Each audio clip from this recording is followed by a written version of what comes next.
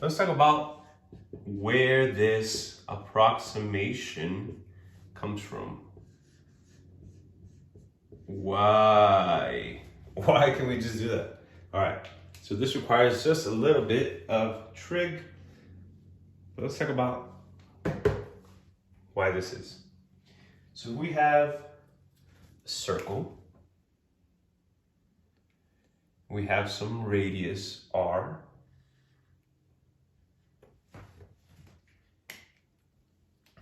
And we have some arc.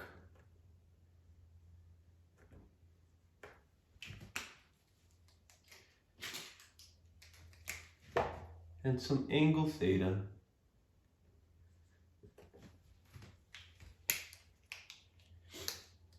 We know that the arc is going to be given to us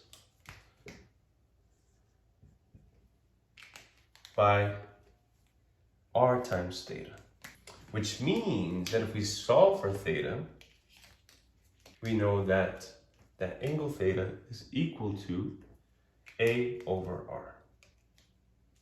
Now let's say we have a triangle who extends a little bit further up in here.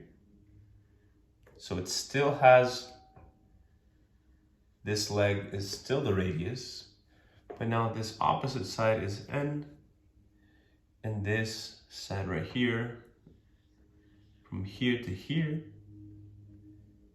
is m.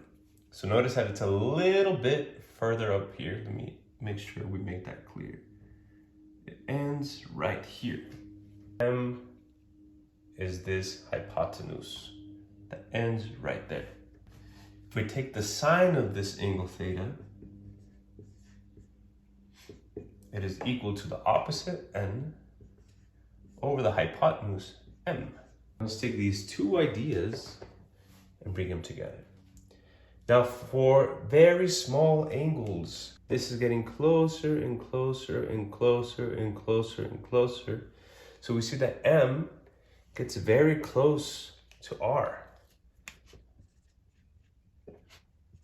And we see that n gets very close. Remember we had this little segment here, this arc.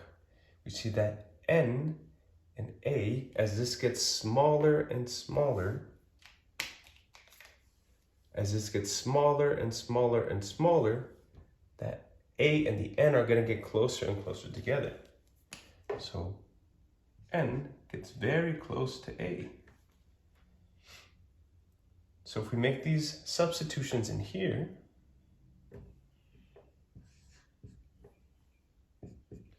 we see that a is very close to n, and that r is very close to m.